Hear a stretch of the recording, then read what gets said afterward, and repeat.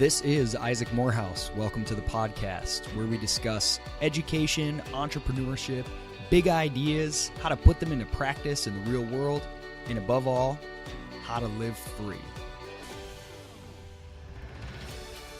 My guest today is Jerry Brito, who is the executive director for Coin Center, a cryptocurrency research and advocacy organization.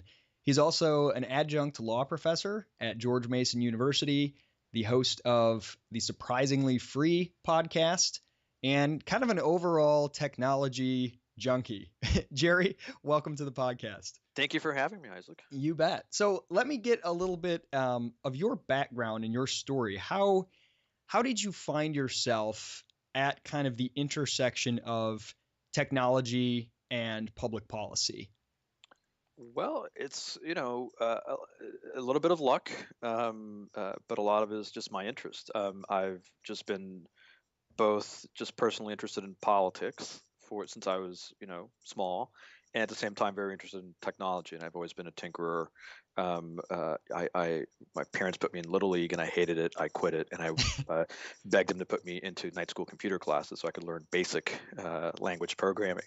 And so those were just my two things that were sort of separately my interests. And when I came to DC, I interned at the Cato Institute, and there I met Adam Thierer, who was their tech policy guy, and I sort of realized, you can combine these two things. And ever since it's been just what I wanted to do.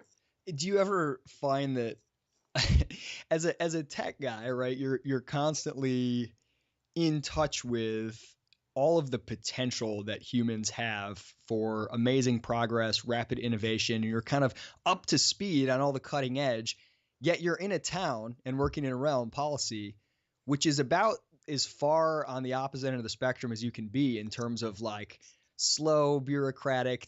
Do you find that to be frustrating, or does that challenge excite you, trying to find a way to, get this sort of world with all these backward incentives that tends to move slowly and be averse to change, to sort of talk to and play nice with this fast moving technology sector? It's the way I see it is that I'm a little bit of a technological determinist, where I think that humans are incredibly innovative. They will innovate regardless of what the law is. I mean, let's not say that, because actually the law does matter, because you can imagine a situation where it's just impossible to innovate. But pretty much, despite the law, humans are going to innovate. And so as a result, we're going to get these technologies that are going to ultimately affect what the law is. The problem is that, as I'm saying, the law can affect the pace of innovation. And so to me, it's all these cool things are happening out here, usually in Silicon Valley, and they're innovating sort of completely ignoring what any of the folks out on the East Coast and in Washington, D.C. or in the state capitals are saying. And the problem there is this can often take sort of policymakers and bureaucrats by surprise.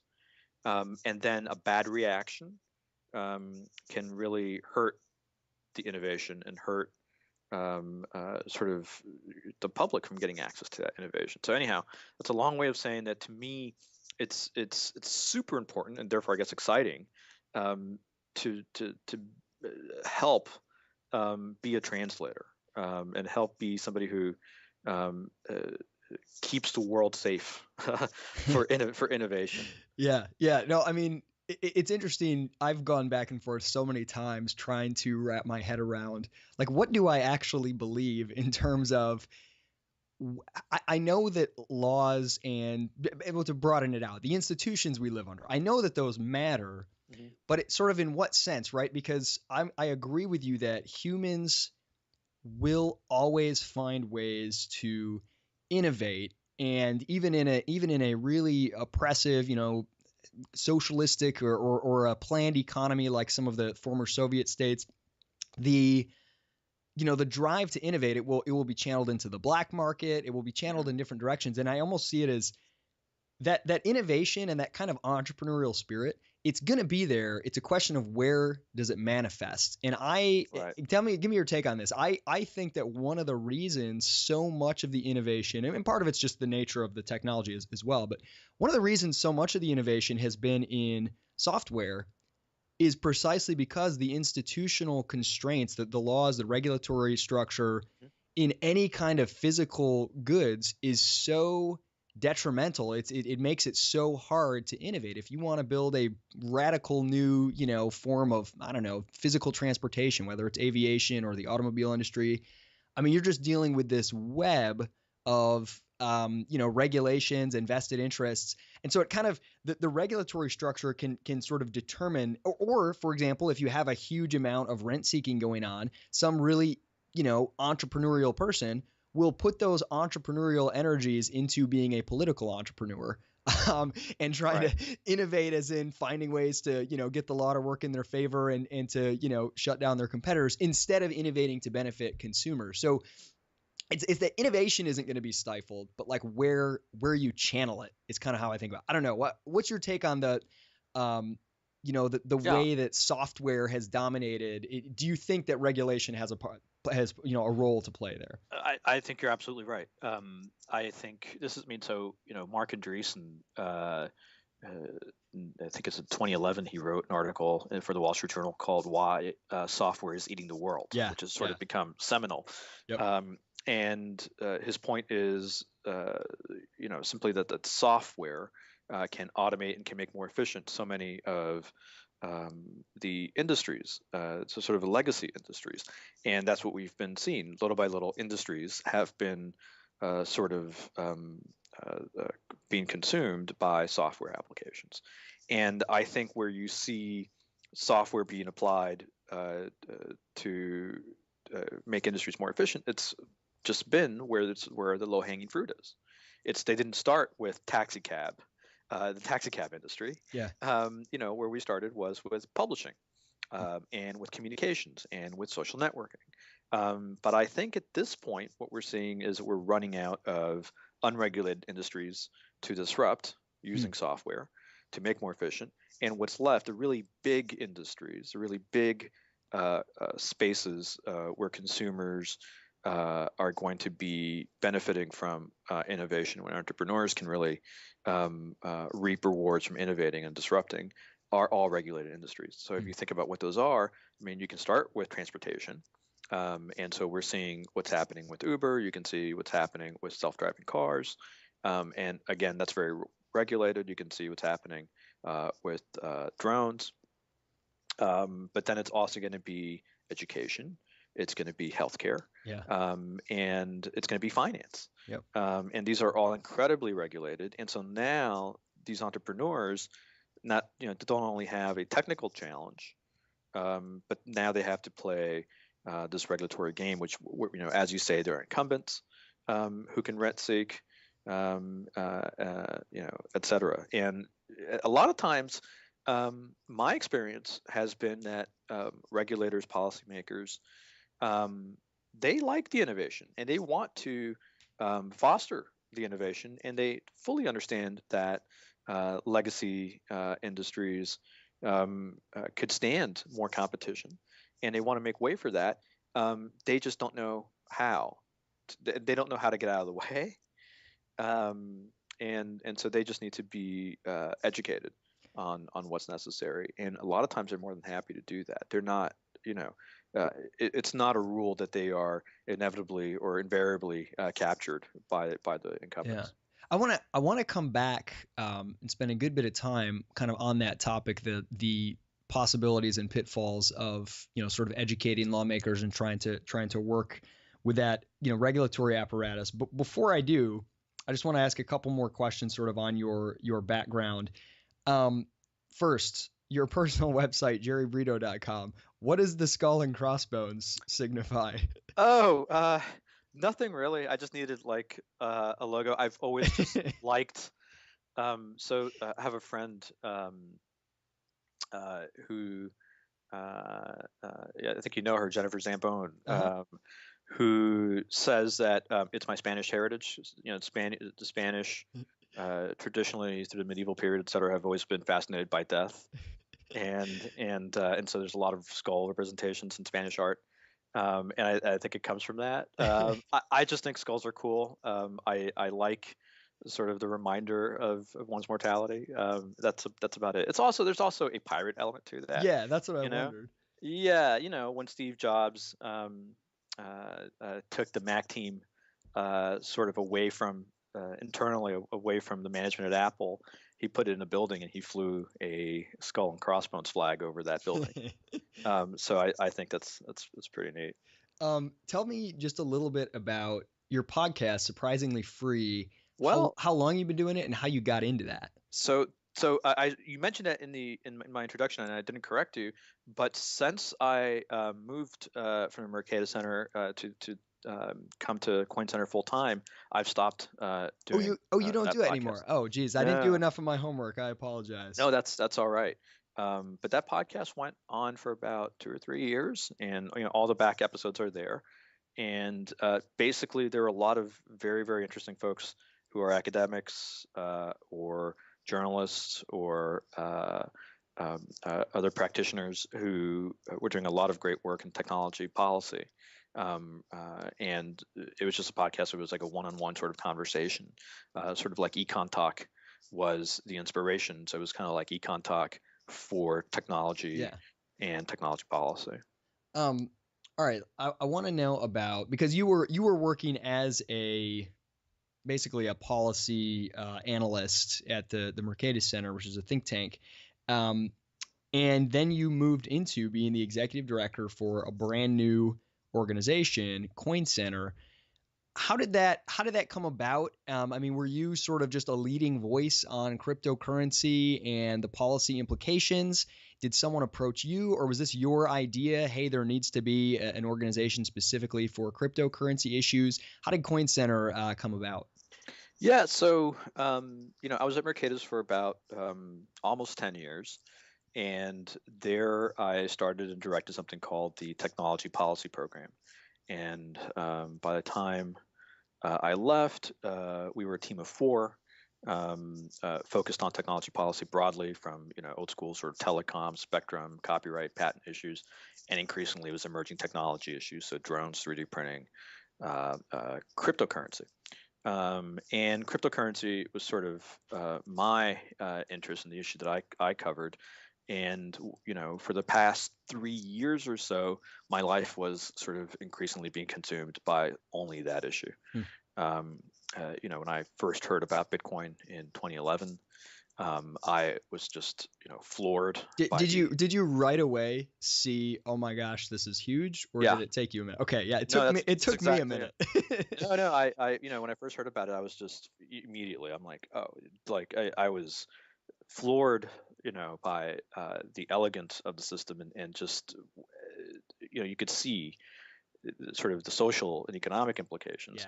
Yeah. But I think that what I saw as well at that moment was, oh, this has huge regulatory implications, and I don't think anybody was really thinking about that at that time. I think at that time people were the biggest concern that you'd see like on the message boards was whether Bitcoin was legal because only the federal government has the power to print money. Hmm. And of course, that's an easy legal question. You can look it up. We've had private monies for centuries, probably. There's no law against basically the constitutional. And now I'm getting in the weeds here, but the constitutional power for for the federal government to be the only one who can print money is only means that the states cannot print money. But individuals can issue script, and that's fine as long as they don't represent that it's legal tender. Anyhow, so that was not an issue, but I could see that there were a lot of other policy issues here, and um, so it was right up my alley. And so I started asking around in DC what folks were thinking about this, if they had heard about it, and what I heard back was a lot of folks had not heard about it. A lot of folks had heard about it and knew something they probably need to be paying attention to, but really didn't understand what it was really. And so I began to write about it.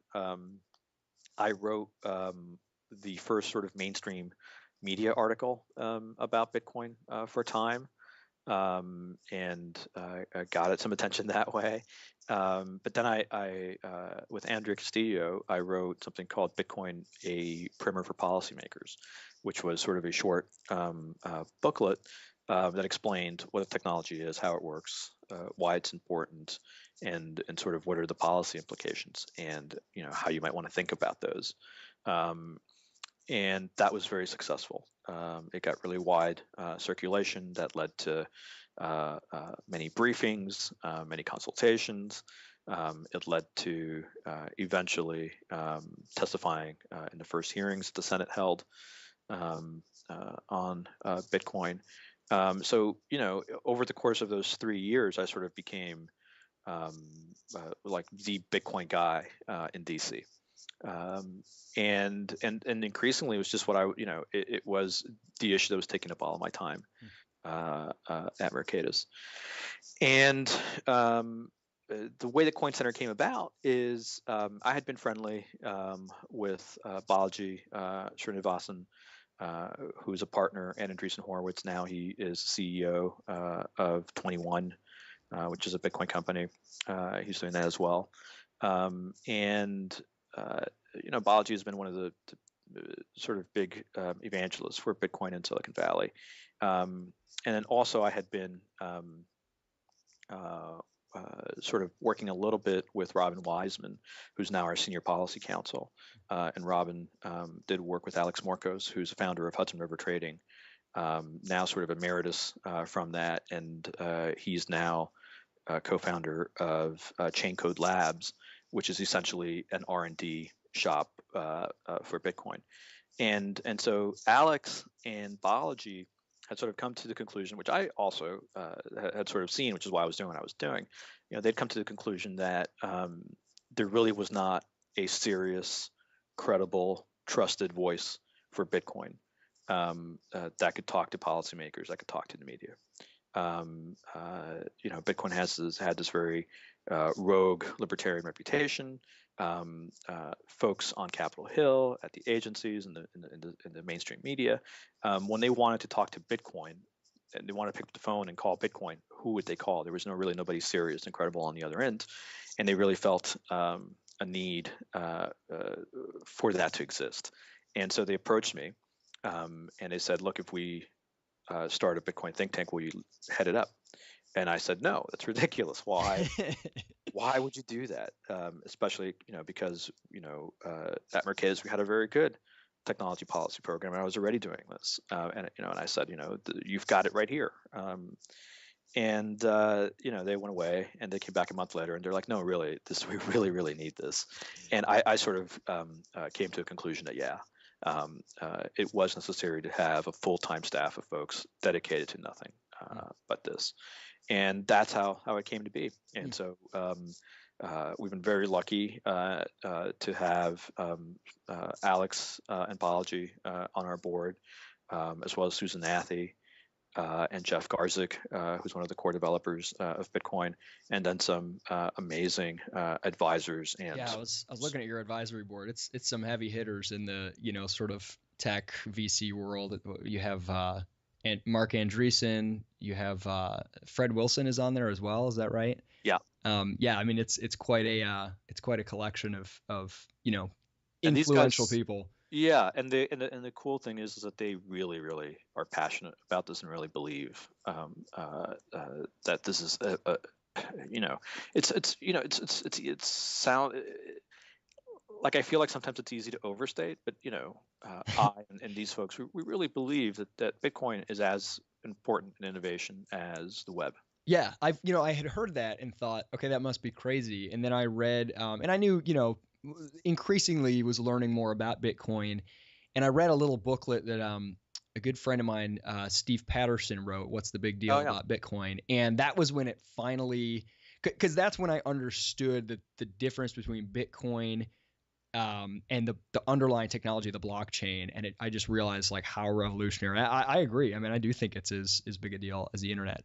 Is Coin Center an advocate for all cryptocurrencies or just Bitcoin? All cryptocurrencies. Okay. So you know, we're agnostic about that.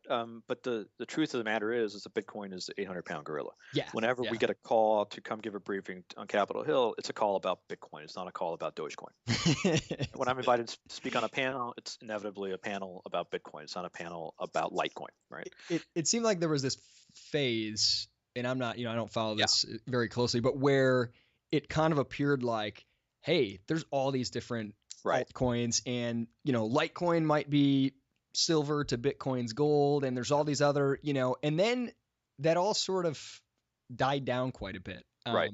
Now, who knows what may or may not emerge, but Side chains will emerge. And I can tell okay, you about that some other time. give a. Okay, actually, yeah, that's good because we'll hold off on that. Look it up. Just look up side chains. So I want to ask you. I want to sort of challenge. I'm going to challenge the entire model that Coin Center is established on. Sure. Not really, but so I used to work in the state legislature in Michigan, right. And I remember, and then I worked for the Mackinac Center, a think tank there in Michigan, yeah. And and this is very, very common that these think tanks, these advocacy groups, they have this view of the world because often they're founded and supported by business people who create value for customers, they innovate, and they go out and sell it. And then they bump into some regulation or something that makes it harder for them to do business, or something that's just, outdated, needs to be updated. And they're like, this makes no sense. Let's go talk to the lawmakers. They must not understand. And usually they don't understand. They don't, they aren't experts on everything. Right. For all the things they're supposed to legislate, it would be impossible to right. Be knowledgeable on everything. So this idea that the problem with all these messed up regulations is lawmakers don't have good information. And the number of times I saw well-meaning think tank types give testimony at a committee hearing and basically teach lawmakers about their industry and explain why regulation X, Y, or Z is a bad idea, and think there. I told them, they all said, oh, that makes sense.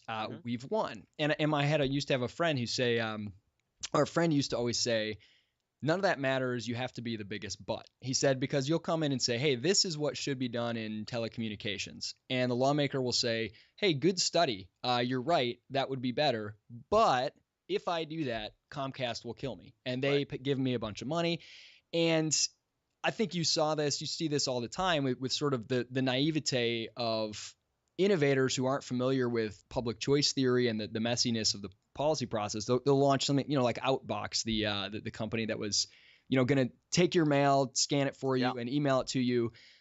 And talk about a regulated industry. Yeah, and they realize, everyone will like this. Even the post office will like this. Who couldn't like it? We're helping their customers be happier. And they realize that the post office's customers are not you, it's junk mailers.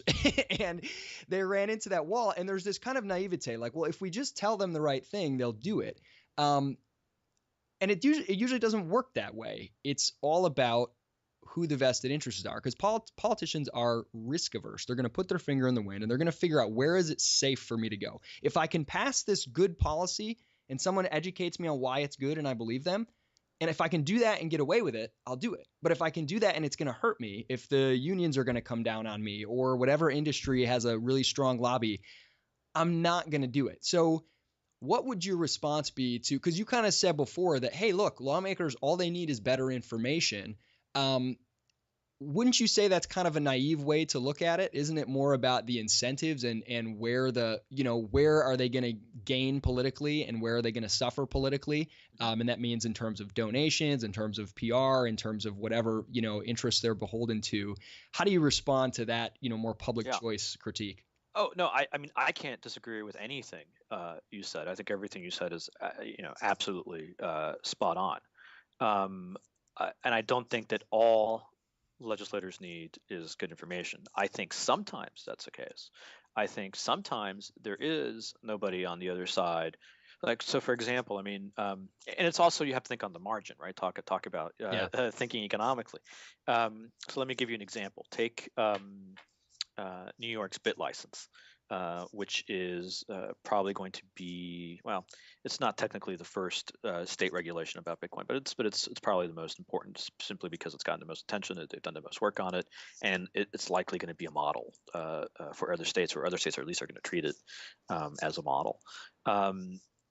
So the first draft of the bit license that was issued was horrendous. I mean, it's still pretty bad, but it was horrendous, and there were two kinds of sort of provisions that made it horrendous. Some you could say were sort of bad out of ignorance, and some were sort of bad out of malice, right? And so the ones that are bad out of ignorance, you could clear those up with simple information, where they don't mean to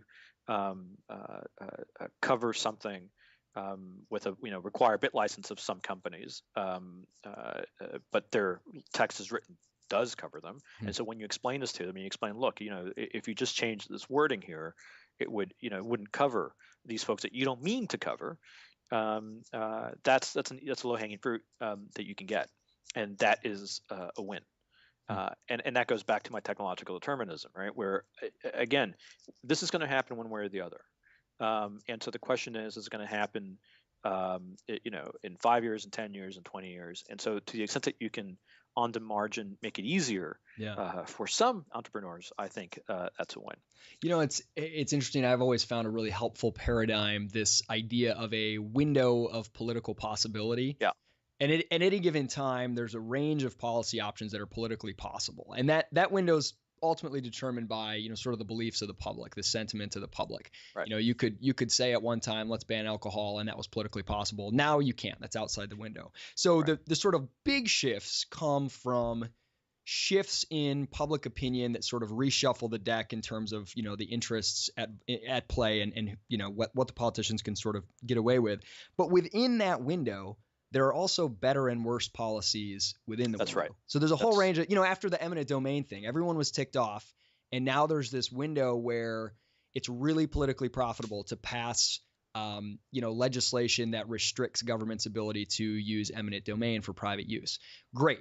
But there's a lot of different types of legislation that the public is going to do. If you pass something, they're going to say, good, I'm happy. You benefit from that. But it can be written badly and it can be written well. And there's a chance for people who have the expertise to improve it on the margin, to make the options within that window slightly better than they otherwise would be. Is that kind of how you would see your role? Yeah, I think that's absolutely right. So your audience is lawmakers. It's not the general public so much? Well, yeah, it's not the general public so much. It is going to be lawmakers, policymakers, the media, are really, sort of our target. But let me say also that, so it's one thing is I think we can make improvements on the margin. The other thing is,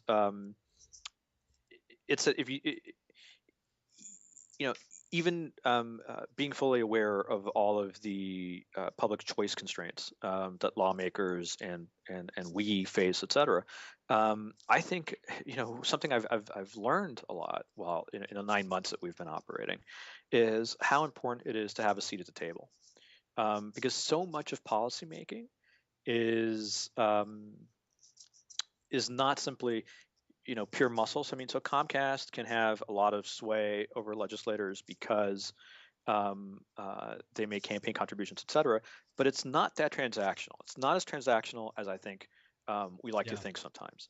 A lot of it is you can have all the most campaign contributions in the world, but if what you're suggesting, as you say, it's outside the window, it's not going to do you any good. Yeah. And so much of policymaking happens through consensus, and the way that happens is you just have conversations and you talk through options and you explain things, and so just being there and participating in that process gets you better outcomes. And then the last thing I'd say is, in our case, we've been very fortunate in a way. That I think that the folks who would be the natural antagonists to a fair, simple, sound policy for Bitcoin, these folks I think are facing an innovator's dilemma, Hmm. And so they are doing one of two things. And sometimes they're doing kind of both at the same time, which is kind of interesting when you watch it. They are either sort of rejecting, ignoring, dismissing the technology as a toy, the way that so many, the way that Kodak dismissed Yeah, digital, right. um, uh, or at the same time, they're trying to co-opt it. They're Who trying to who say, are who are the who's the most threatened by Bitcoin? well, I mean, I would say, Whether or not they realize it. yeah, well, I think that sort of most obviously disrupted would be something like Western Union or any kind of remittance company. Okay, so the Like the payment, the method of payment. it's not payment actually. It's money transmission. So if Okay, you think about payment, that's Visa, Mastercard. I don't think they're really threatened okay. by Bitcoin. But something like Western Union, where all they do is move money from point A to point B, from person A to person B at a distance. Yep. And that's all they do. Potentially, Bitcoin is a better, sort of more efficient way to do that and cheaper. And so as a result, they're going to, they potentially could be disrupted. So It, that's just clearly spot on. The others, who I think a lot of folks expect would be antagonists are the payments companies. So Visa, Mastercard, the acquirers, the merchant processors, the banks, and they really, again, I think they're in this bucket where, I mean, um, that's not really their business is loans and earning interest off of it yeah. primarily. So this So could I be think, beneficial, right? yeah. I think banks potentially uh, will be disrupted in some distant day in the future. I hope Um, so. I don't like dealing with banks. It feels so it feels so medieval. well, yeah. But I think they don't see it as a threat right now because it's so small. The total market cap of Bitcoin today is about $3 billion, which is sort of like a small to mid-size company on the Yeah. Nasdaq. So they don't see this as a threat in near term, and actually they see the value in innovation. And just about every big bank that I'm aware of has a skunkworks team that's looking and Oh, working on blockchain. Um, uh, so so that's happening there. So we're lucky that when we um, approach policymakers, oftentimes we are the biggest butt, as you said. yeah. Well, now what about the libertarian dream when Bitcoin begins, becoming popular, is that it would be a threat to the Federal Reserve System and Yeah. the US currency and even to an extent the IRS if, it makes it harder to do your transactional taxes, whatever else. Um, is that or is that not the case? I mean, take the Fed. Like, what do they think about Bitcoin? No, I think it's a dream. I don't think. Like, do they see it as No, a no, threat of that course will not, because weaken it's the not. U.S. dollar? No, Okay. because it's not. And I'm sorry. I mean, I'm sorry to folks who think that. Uh, I mean, I don't think folks understand.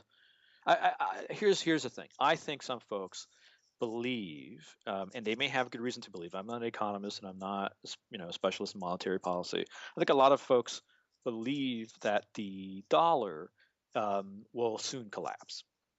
And if you believe that, and if the dollar collapses, then what's an alternative? Then something like Bitcoin looks pretty good for lots of reasons. Okay, so if that's your starting point, is that the dollar is about to collapse? Um, Now, I don't think the Fed believes the dollar is about to collapse. I personally don't think the dollar is about to collapse. I think the dollar is actually sort of been is very strong right now.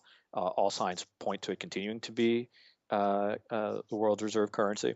And so the kind of growth that you'd have to see, switch away from the dollar to Bitcoin would have to be so massive. It would have to be, I mean, uh, the trillions of dollars that would have to move in value to Bitcoin. It's unfathomable. Yeah.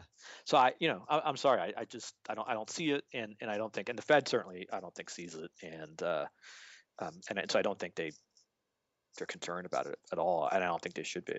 Do you think that the idea of a, I mean, there's already, with or without cryptocurrency, there's competing currency because there's a lot of different Yeah. currencies all over the world. But cryptocurrency, I think, makes that easier, opens it up, makes it easier to have, sort of worldwide currencies. Do you think that in general, the availability of more competing currencies put some kind of a check on inflation or monetary manipulation by central banks, or do you not think that that's really a function of cryptocurrency that is all that important? It's just not something I focus on. I'm not a monetary economist, and it's not, uh, uh, uh, you know, thinking about the discipline of central banks. It's just not as funny as it would be. We're a cryptocurrency think tank, but really monetary policy is just not in our wheelhouse So, at so all your because it's focus is not. more on the potential for the technology to um, We just increase want to make sure. efficiency in its in its use between businesses and individuals, like its transactional benefits, Well, rather than like a macroeconomic. so yes, but I think more to the point, what our focus is making sure that folks continue to have the freedom to innovate using blockchain technologies, Okay. and how they use that freedom and how they innovate. That who knows what that is, and what their motivations are, really doesn't matter to me. I just want to make sure they have the ability to use the technology, whether it's to do payments, whether it's to do remittances, whether it's to do, like as NASDAQ just recently announced, they're going to use it to do stock trading. It could be identity management.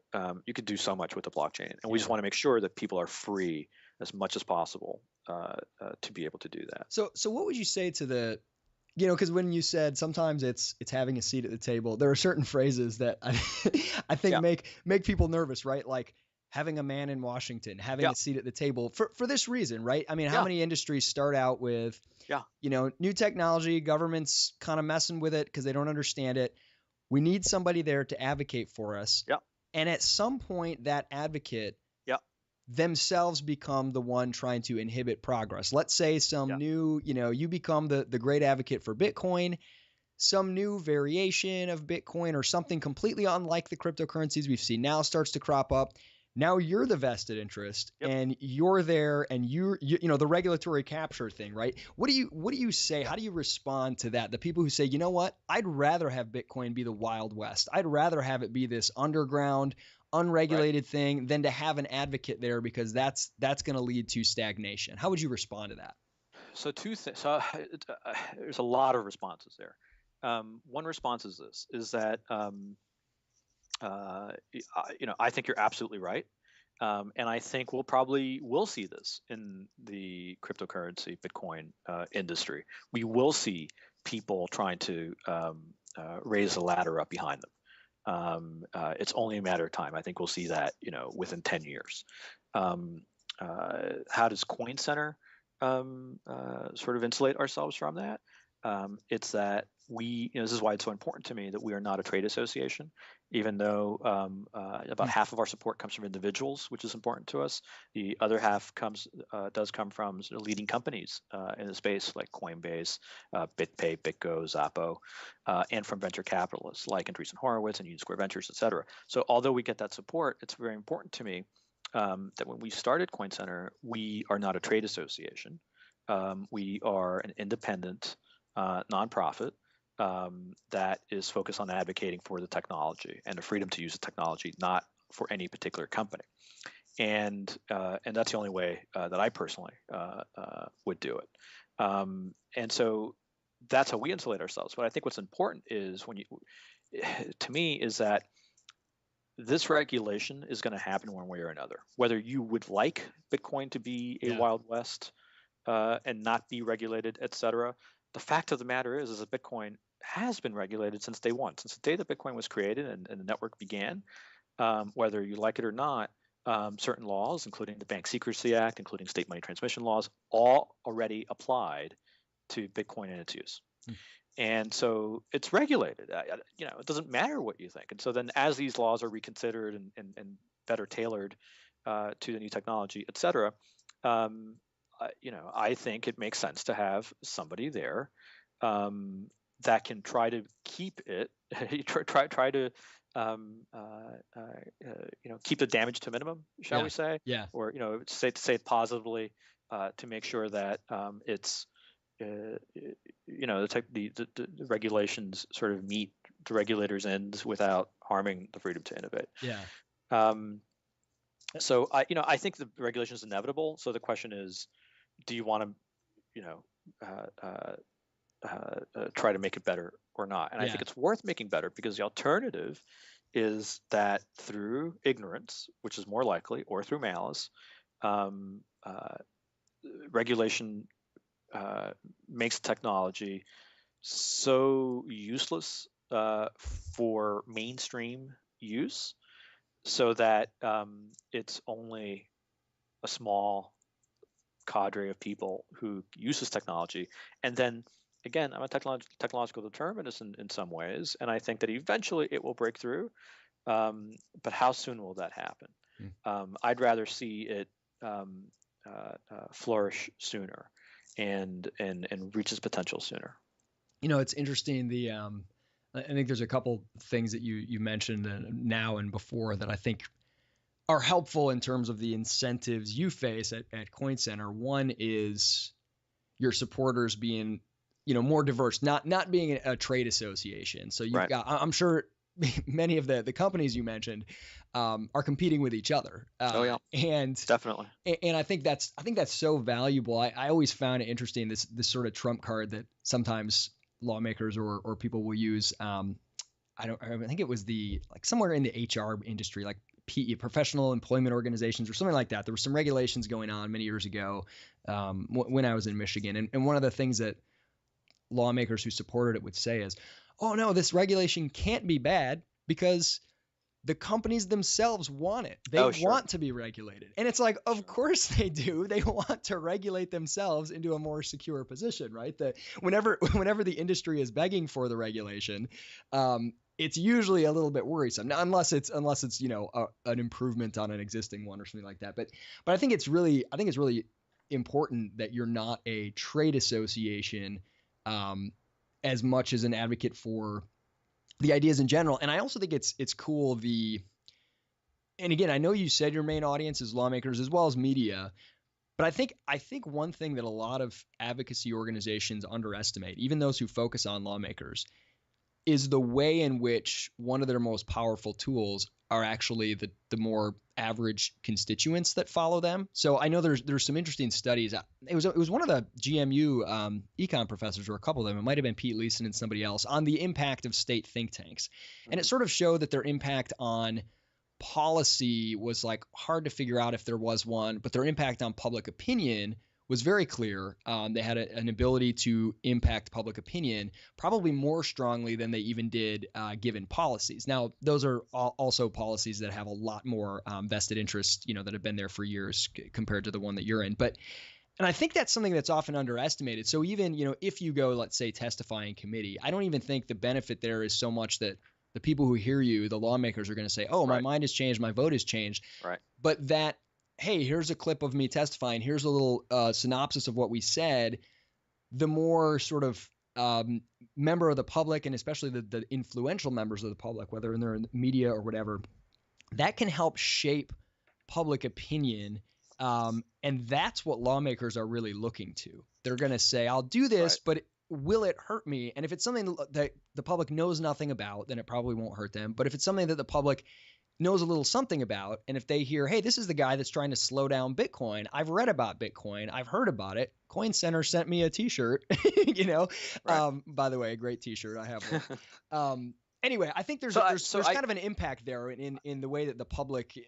I think that's right. Yeah. I think that's part of it. I think the other piece is by the time you are being invited to testify, you've already spent probably a couple months in conversations with the committee staff, and you have briefed them, and you have sent them papers, and you've educated them about the issue. So this goes back to what I was talking about, having a seat at the table, and you're absolutely right that that's a cliche, and it's sort of a shorthand for sort of nefarious influence. Back in the smoke-filled rooms, you know. Absolutely.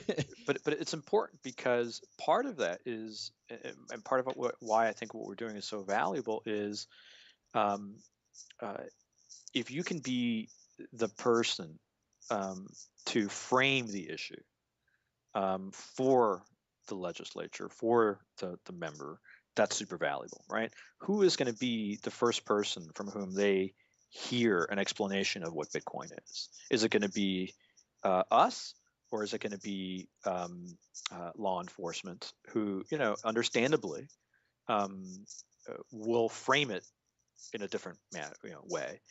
Are they first going to hear it from um, a money transmitter who's competing with, who might feel threatened by the technology? Yeah. And so that's why, I mean, that's partly why it's just important to be there, not to do any hoodwinking or exercise any undue influence, but simply to be the first to frame the issue, and what's important, from the beginning. Yeah, that's interesting. That I think often what happens is if there's some new technology or new business model or something that threatens a known industry, and that industry comes to lawmakers and says, hey, this new thing is happening, it's hurting our business, and our business generates X number of jobs, and this would be terrible for us. The lawmaker is not an expert, they don't have any other information to go on, they're going to say, oh, that does sound terrible. Okay, let's think about some legislation. And I think even just the ability to show that there are trade-offs, that there are multiple sides, that making it harder, I guess, for them to say, okay, this is going to hurt your business, but these guys tell me it's going to help their business, so now it's not so clear. Making it so that things don't seem so easy. Whenever legislation seems easy, oh, this something is harming this industry, we can end it. That's always like totally scary because there's always another party involved. And if at least both parties are known about and there can be a conversation about the trade-offs involved, I think that sort of can rein in at least a little bit.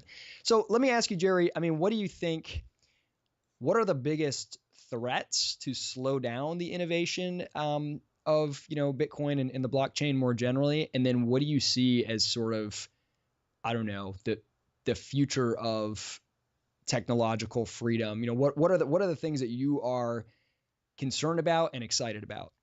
Sure. So probably the biggest challenge for cryptocurrencies and Bitcoin right now is at the state level. And it's basically state money transmission licensing.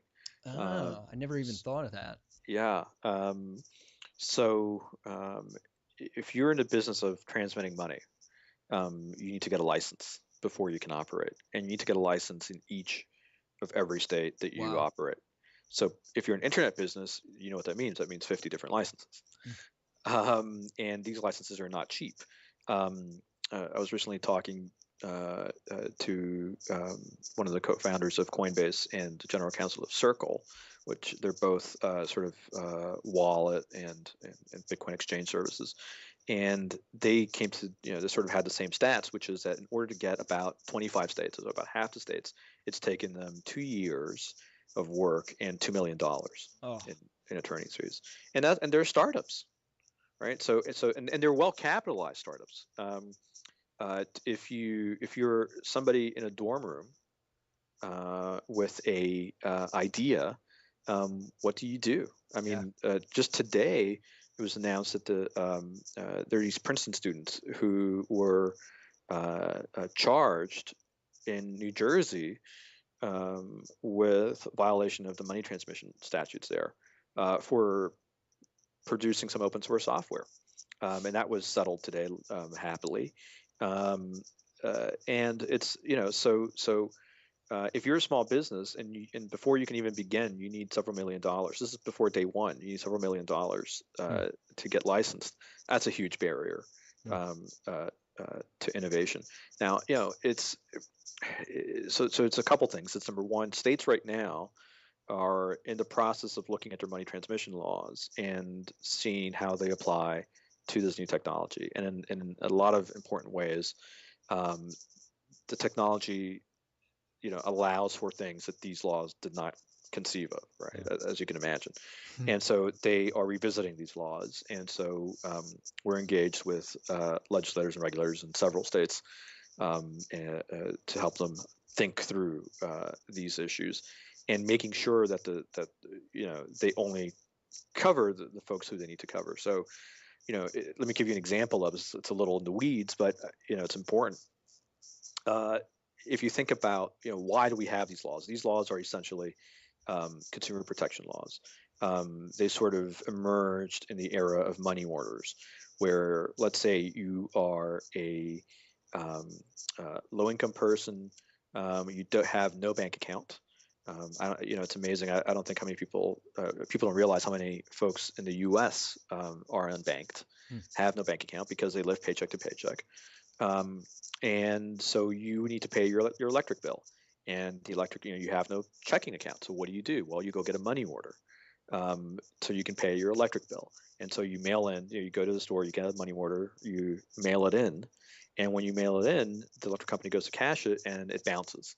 And it bounces because the money order company that you got it from went out of business, either because they ran away with the money because it was a scam, or because they were otherwise insolvent. And so you are now out the money, and you still owe the bill. And there was a rash of these failures of these money transmission companies. And so states began to do money transmission licensing.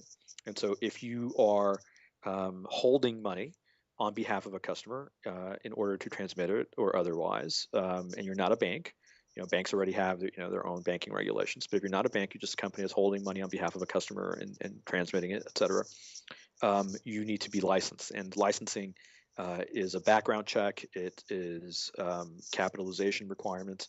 It includes permissible investments, so that if while you're holding the money, you can't invest it in penny stocks. There are only certain things like U.S. Treasuries that you can invest it in, et cetera.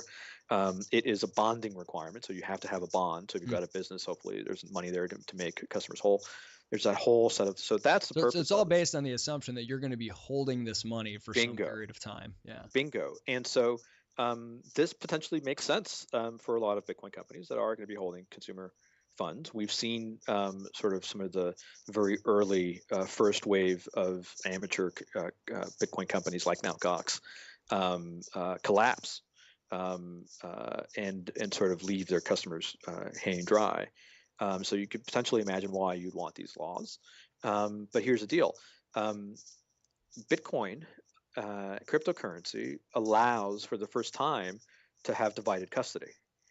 We've never seen this before. So when the law now talks about having custody of consumer funds, what does custody mean? Because with Bitcoin, you can have what's called a multi-sig address, a multi-signature address, where you need M of N keys to enact a transaction. So for example, let's say 2 out of 3 keys. So it's a Bitcoin address that has $100 associated with it, and you need, and there are 3 keys. And you have one, I have one, and my friend Johnny has one. And you need 2 of these keys to be turned in order to spend any money.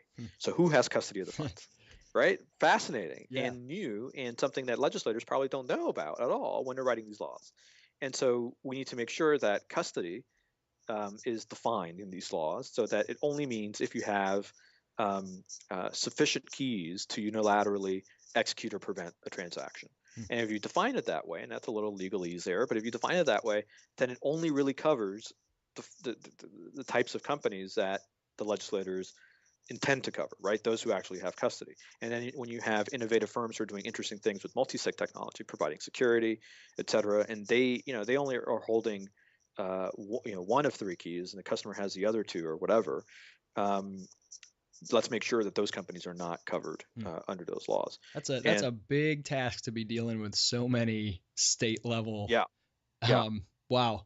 So that's right now the biggest, the state level. Challenge. Okay. Yeah. Okay. Yeah. What sort of keeps you up at night with excitement?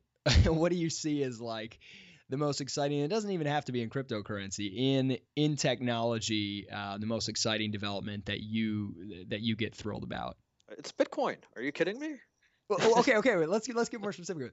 What elements of Bitcoin in terms of like the application to it Yeah. I that mean, makes you most excited? it's I, I'll give you some examples, but let me first kind of punt a little bit and say that The what's best part exciting about it is about that you can't predict. exactly. That's not punting. That's totally fair. I do it all the time. Yeah, the exciting thing is that, I sort of thought that I had missed the exciting part of technical revolution, right? Because I was in college and kind of there for the advent of the web and all the policy battles that went along with that. I mean, just how fun it was. I just remember all these conversations of people like, yeah, the web will never be that big because you'll never be able to stream video. It's just too much bandwidth. Or, Right. there's no way to monetize it. That's So right. you'll have to charge people for access and the prices will keep going up. That's right. Just the lack of imagination, which is understandable, but it's so cool to kind of see that unfold. And I imagine similar unpredictable things with Yeah. Bitcoin. I mean, if you think about Bitcoin as a parallel to the web, um, I hope I get these dates right, but something like Tim Berners-Lee described the web in a paper in like 92, and he didn't write up the code and launch the first like website until 93, right? And if you think about Bitcoin, Satoshi Nakamoto described Bitcoin in the paper in late 2008 and wrote the code and launched the network in 2009.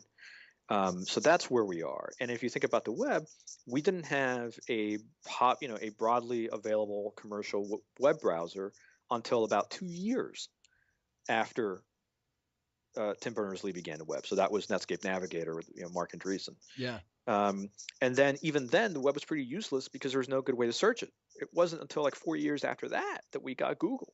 Hmm. And so we're in those very early days, like pre-Google type. There almost isn't. I mean, some of these places are doing it in small ways, Coinbase and whatnot. But that phase that the internet was at, where really only coders could use it, there wasn't an interface or a platform that allowed sort of average everyday people. I kind of Well, feel like Bitcoin is there. Like if and I there was want no my good mom reason. to get involved in Bitcoin, it's like, where do you go? It's a little too complex still. Well, and there was no good reason for ordinary people like Right. your mom to get involved. Like, why would they want to get on the web? There's nothing there. It's for enthusiasts. It's for coders. It's for uh, um, there really isn't anything there. At that moment, you could not. A lot of folks couldn't imagine what the killer apps would be. People could not imagine Facebook. People could not imagine Netflix. And Amazon.com. I mean, the Amazon. entire physical, purchasing of goods is. Right. Skype, Yep. which we're talking on right now, right? People could not imagine that, and so there was you didn't know what the killer app would be. So that's where we are today, I think, with Bitcoin. And I don't know what 5, 10 years from now is going to be the thing that most people, and I think that 10 years from now, most people are going to be using Bitcoin on a daily basis. They probably aren't going to be knowing it or thinking about it. Like you use TCP/IP or HTTP every day, and you don't think about it, No. right? And Bitcoin's a protocol, just like TCP/IP or HTTP. But you use it every day. You don't think about I'm using TCP/IP. You're just like banking. Yeah. You are calling a friend, and you're using these protocols, and you don't even think about it. And I think it's going to be the same way. That core element of the blockchain, that the trustlessness, I guess, that to me is so powerful because it has so many applications. The fact that things can be verified in a public way that doesn't rely on any sort of one company to be the one that you're trusting to not screw it up or not let somebody steal your stuff or whatever it might be. That ability to have that trustless system for transferring property, really any kind of property. I mean, or a title to property, if you want to call it that. Man, there's so many implications there that the more when I sit down, it's like sometimes I'll forget. I'll be like, okay, why do I think Bitcoin's so exciting again? I had to kind of like go Right. through in my head again, and then you start to have that light bulb moment all over again. Yeah, and I think it's beyond that. I think that's key to it, of course, but it's beyond that. It's a bunch of other things. It's that it's an open platform. So anybody can build on top of it. And when you have that open platform, the way the web was an open platform, you get entrepreneurs coming up with ideas that you'd never think about. And then it allows you to do things that weren't possible before. So obviously transacting without intermediaries is chief among them, which is what you're describing. But it's also things like microtransactions. We have not been able to, the way that the web is monetized today is through advertising. Yeah. Because, as you say, how do you charge for content on the web? How do you charge to view an article of the New York Times and pay for it? It's too costly to efficiently charge a penny or less for something. Bitcoin makes that possible now. And we just saw the launch of something called Streamium, which is, it's a very beta, but it begins to show what's possible, where you can pay to watch streaming video, not by a subscription where you pay for all you can eat, but you can pay by the minute that you're watching a live feed. This wasn't possible before Bitcoin. So it's things like that really have me excited. Jerry, I really appreciate you coming on to the show. My guest again has been Jerry Brito. He is the executive director of Coin Center. You can find them at coincenter.org. Jerry's personal website is jerrybrito.com. I appreciate you coming on and getting us up to date on what you're doing. Yeah, my pleasure. Thank you for having me. You bet.